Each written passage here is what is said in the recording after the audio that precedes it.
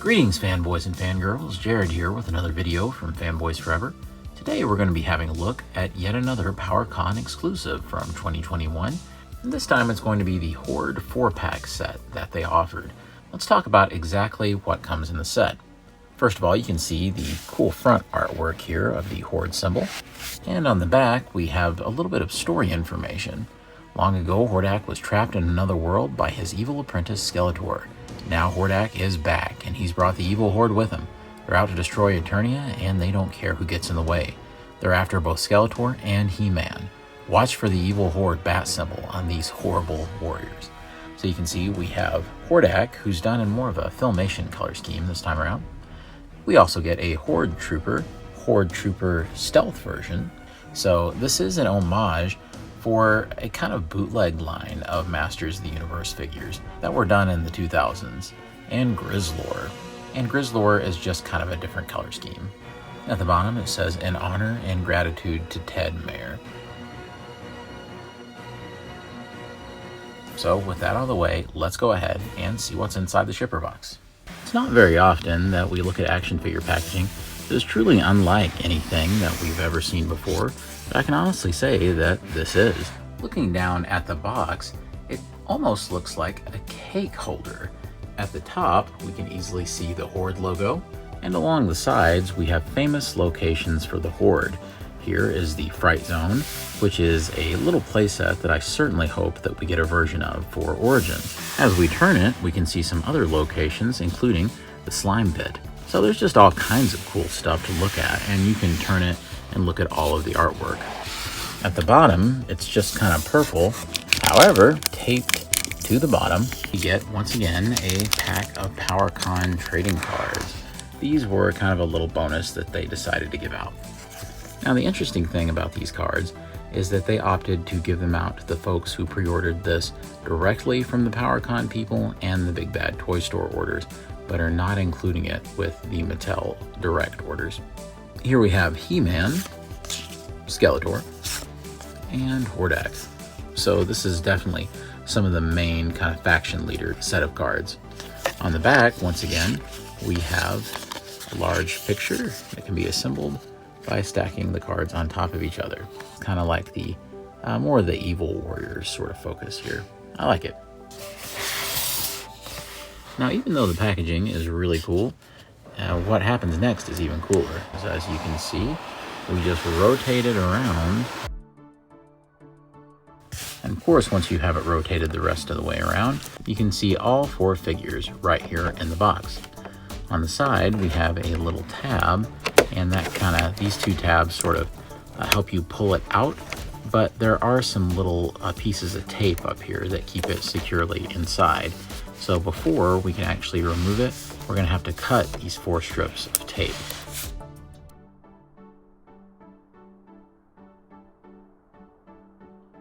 Behind the figures, we have this really incredible little mini playset, and it looks like Hordak's throne, and behind him is a huge statue of either Hordak's head, or you could even say Horde Prime, depending on your interpretation of Hordak's boss. We also have all sorts of other little homages and little character appearances on the side, so you can see if you can spot any cool appearances, and some more over here as well. So this part actually can be completely removed. This means that if you unfold the thing, you can pretty much get a poster-length image. And behind it, we can see that we have an absolutely awesome-looking kind of diorama. And you can see all sorts of cool little details with all sorts of Horde members, people in cages. If you look really closely, you can even see that Buzz-Off has been captured. He's back there. You can see your 2 Horde Troopers there. We have some other prisoners as well. And then over here to the side, more members of the evil Horde. There's even some detail up top on the ceiling tile. You can actually get some really cool display options when you're using this much larger area. In a way, it does almost feel like we got a play set with this set as well, so that's really nice. Is it possible to put everything back and to get these guys stored again? How collector friendly is this packaging? Let's find out.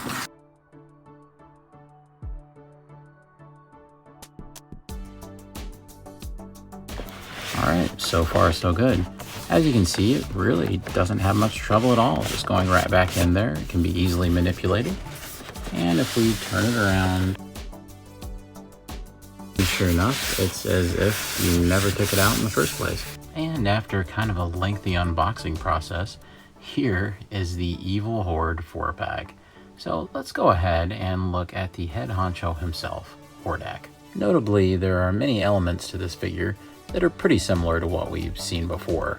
The chest armor is apparently exactly the same, and so are most of the body elements. However, there are several new additions. This one has kind of the mechanical bits on the arm. It also has this implement on his hand instead of a regular hand, and it uses the Buzzsaw Hordak head sculpt, all in service to making him look more like the Filmation character model. Of course, there's many differences when it comes to paint, including the use of blue, which was not present on the original figure nor on the standard Origins release. Once again, this is to make him match that Filmation cartoon counterpart quite a bit more, and it just ends up making the entire figure look quite a bit more vivid in the paint department. Other than that, it is the Hordak that we know and love, and I really like how it turned out, especially the contrast elements on this figure. The blue is so vivid that it really does a great job in making sure the black and the silver elements pop right out, just so that we can see a comparison of the original Hordak release. Here he is right here. It's fairly obvious about the changes that have been made, especially when it comes to the right arm over there, and especially when it comes to the paint application. As I'd said earlier, Buzzsaw Hordak here is the one where we get this head sculpt from. Of course, this head sculpt is made to look a little bit more like the Filmation version of Hordak, particularly because he is smiling that evil grin. It is amazing, though, just how much difference that a new paint job really makes, because it's really hard, for me at least, to see the kinship between these two unless I look very closely, especially with the different ways that they painted the eyes. Indeed, these are the same sculpt, at least as far as I can tell, but it's almost hard to believe it with the dramatic changes in paint. It is worth noting that this pops right off, meaning you have a modular attachment point for possible different hands and different attachments. However, this figure doesn't actually include any of those alternative attachments, so for now, we'll just have to pop it back on. As for any other accessories, he does come with this white bow. It's kind of done in a more pearlescent white, and of course the little Horde logo or Horde Imp, however you want to look at it here, that just kind of lights on his arm. You can take it off, and of course the Horde band on the arm. He also comes with a more classic toy head in the new repainted Filmation colors. As you can see, it's fairly simple to swap out, and once you change that out, you instantly get a more toyetic version of that Filmation Hordak look. Let's see how these new Filmation heads look on the old Hordak body. Since so much of the Masters Origins line is modular, then these can easily be switched onto any of the other figures, and it looks kind of funny because the blue doesn't really match anything else, but you can do it. Although the paint applications are overall fairly clean, there are some alignment issues. As you can see, the black doesn't quite meet the base of the collar there, and that's on both heads. So that was a little disappointing. Also, if we look on back, you can see we have a little bit of silver splotching back here, but it's nothing too major, and overall I'm well satisfied with the quality of not only the figure, but the joints. The only other accessory that Hordak includes is an alternative open hand for the gloved arm. Other than that, it's exactly what you would expect from a Hordak figure. I think it turned out beautifully. Moving right along, we will look at the red version of the Horde Trooper. Now, it's great to finally get a Horde Trooper in the Origins line. We've already seen pictures of the actual Horde Trooper that is going to be a mass retail release, but these are more of the fun kind of color variants.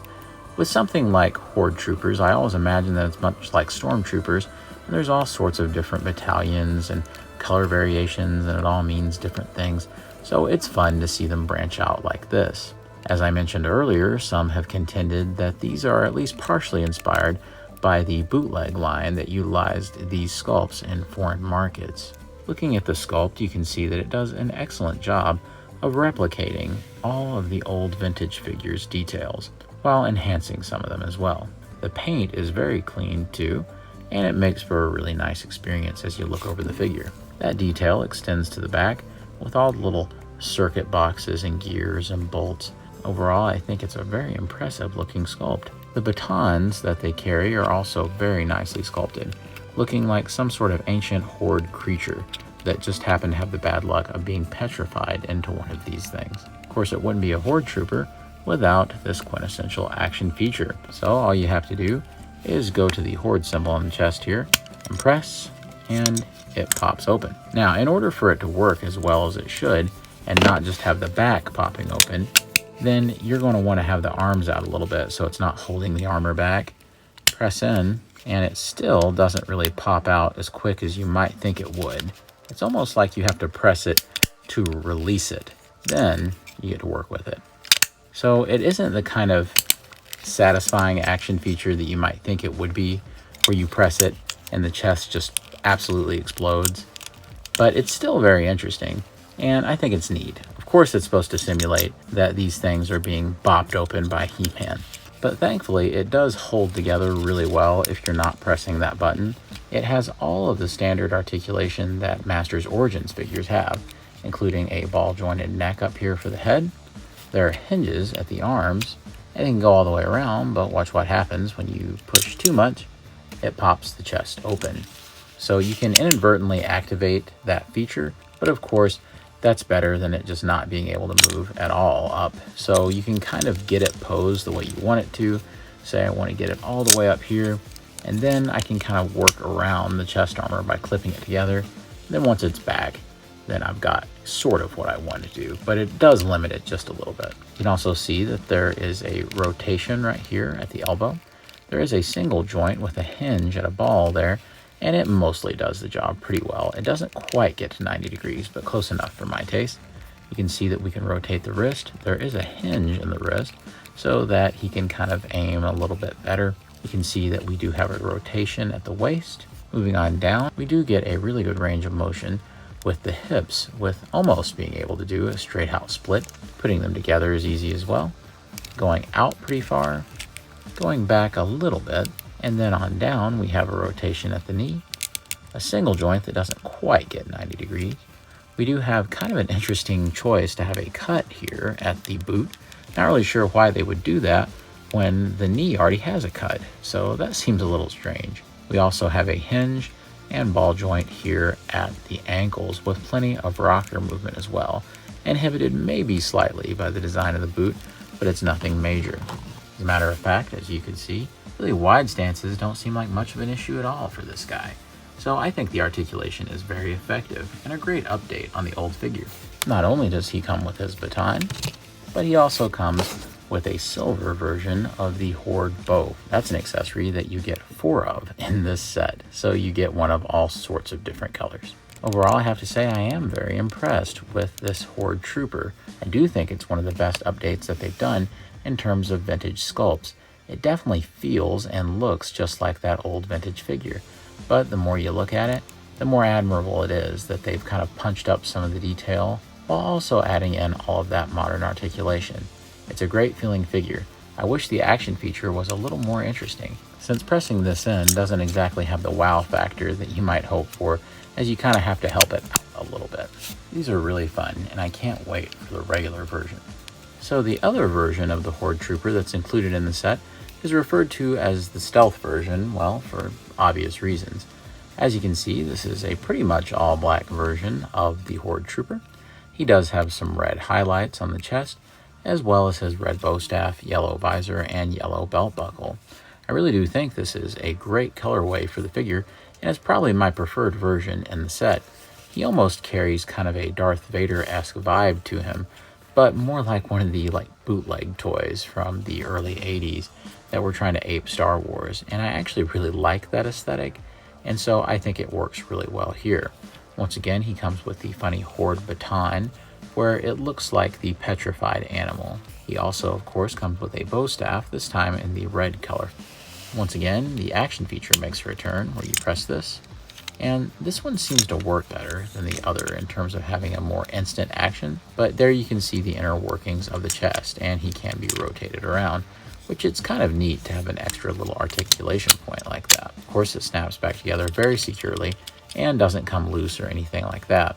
So it's just more of an extra feature that is pretty enjoyable on this. And like I said, it appears to work much better than the other version, with a much more instantaneous action happening. And here are our two Horde Troopers side by side. As you can see, they're pretty much the inverse of one another in terms of color, and they look really cool. However, of course, I'm gravitating a little more towards this black version, as I think that red on black always looks best. Together, they look awesome, so I'm really glad that I added these guys to my collection. And finally, the last figure we'll be taking a look at from the set is this Grizzler here. Of course, this is the very first version that we've seen of Grizzler from the Masters of the Universe Origins toy line. He has all of his actual soft goods fur, just like the original vintage toy, making him one of the bigger draws of the set, considering that at the time of recording, this is the only way that you can own a Grizzler in the line.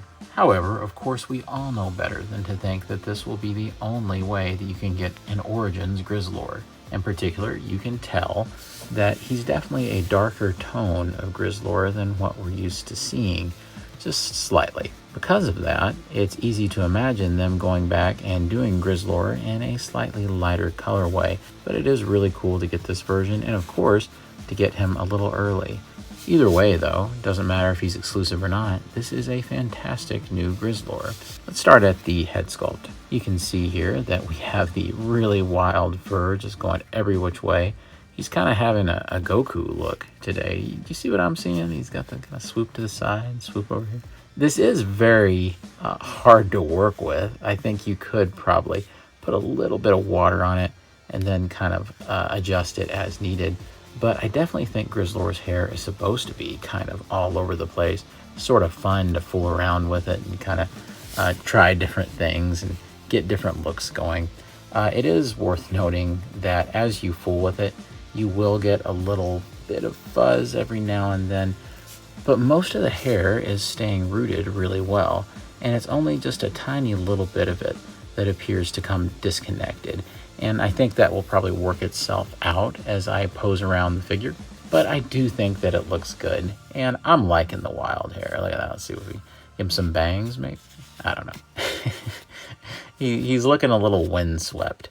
But I do think it's fun. Moving on down, we can see the actual plastic part of Grizzler's head sculpt. This is definitely very true to the original Grizzler figure. And you can see sculpt-wise, it's pretty well an accurate recreation. The eyes, they've opted to just do red with bits of yellow. And if you really angle the mouth down, you can actually see some sculpted teeth on the interior. There's two big yellow teeth there in the front. On the back, you can see that the fur just kind of goes all the way around. And then we lead to the torso, which is completely covered in the soft goods fur.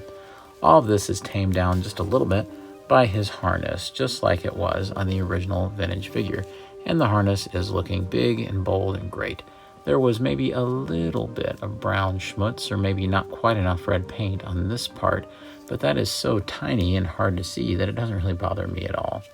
The arms use the fur sculpt that we see sometimes on some of the figures. And moving on down, we have the furry legs. We also have Horde boots, which are a familiar sight. And this is what I was talking about. Just a little bit of settling as you first kind of fool with the figure, and I've not fooled with it that much. Just a little bit of the fur seems to be disconnected, but it isn't really a big deal for my particular copy. Most of it seems very firmly rooted in there, and so that's a good sign, hopefully, for future wear and tear. I do think it's important that we talk about articulation with this guy. Let's see how the soft goods fur really affects things or doesn't affect things. You can see that you do have a really good tilt down for the head, and it can tilt up just fine as well. You can get a little bit of kind of cocking motion on the head, and of course it can go all the way around. So you can see that definitely this head sculpt is completely separate from the body. Now, if we take this off, you can kind of see the little fur suit that they have sewn around the plastic. And here is, of course, where you can see where the hair has been rooted into the plastic head. Now he's got a whole new look. Now this is, I don't know, it's kind of a Wolverine look, I think. Yeah, there we go. Weapon X. Moving on down, we have the arms, which are completely uninhibited because, of course, there's no soft goods on the arms. When Mattel designed this figure back in the day, they were sure to do that so that there wouldn't be any problem with the vintage figure, and that worked in this new figure's favor as well. See, there's hinges at the hand, and as you can see, there's a rotation at the elbow. Now, interestingly, there is actually a waist swivel right here. You can see that he can turn all the way around. Now, I've not had any trouble with it. Seems just fine. And if you look, you can see the gappage there where you can see the sewn like furry shorts meets the shirt.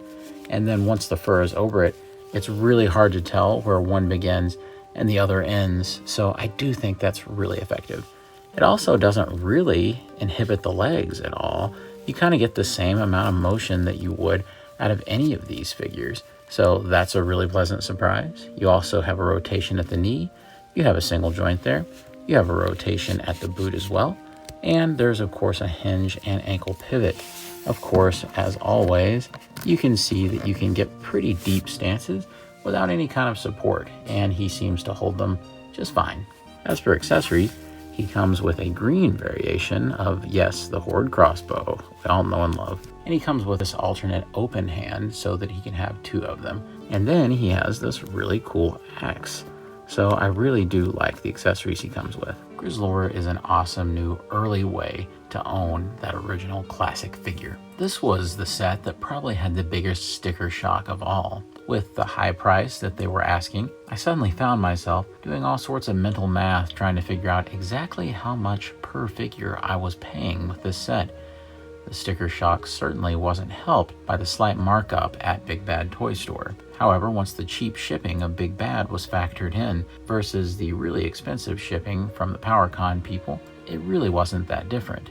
Either way, it was expensive with no cheap option in sight.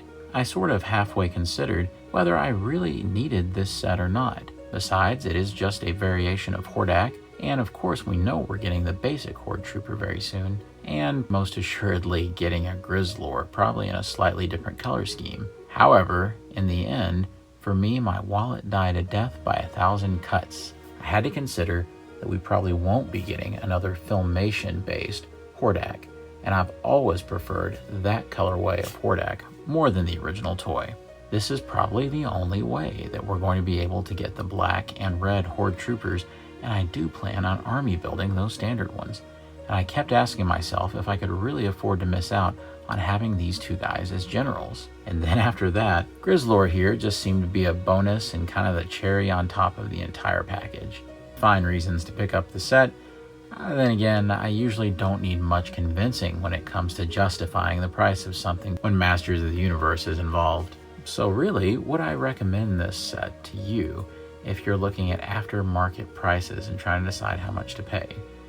For me personally, I probably wouldn't cross over the realm of paying $50 or $60 a piece for these particular figures. I mean, for as cool as they are, once it gets to that point, it becomes a little ridiculous. However, if you're like me and you're a completist and you know you're eventually going to want to track these guys down anyway, then I can tell you from personal learned experience that PowerCon exclusives don't get cheaper, they get more expensive.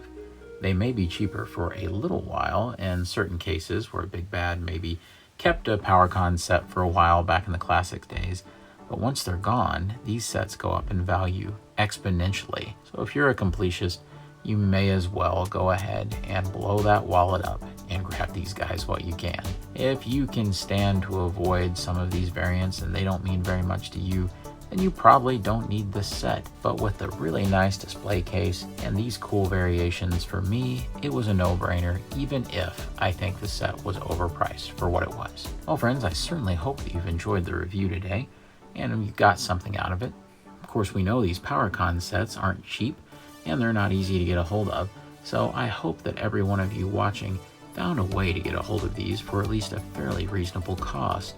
If you haven't yet, I wish you luck on your hunt. Keep in mind, friends, that you'll definitely want to subscribe to the channel because we have a tremendous amount of Masters of the Universe videos coming very soon, including the review of the final Castle Grayskull set, which should be in the mail shortly, I hope, as those have gotten slightly delayed from Big Bad Toy Store where I ordered.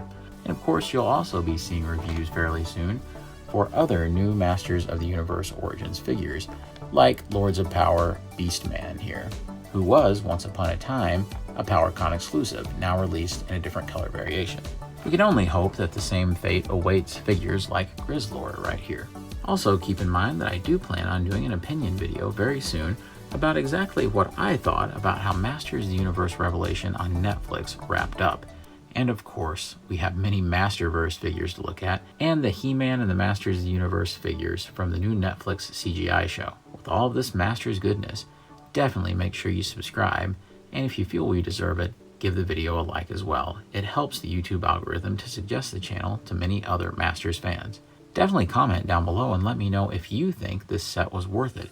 Is it one that you could have lived without, or is it one that you feel is essential? I would love to hear your opinion below, and of course, I read each and every comment, and usually get a chance to respond to most of them, so definitely keep the conversation going below. I want to thank everybody for watching, and as always, God bless you and yours, and I'll see you on Fanboys Forever. Fanboy out.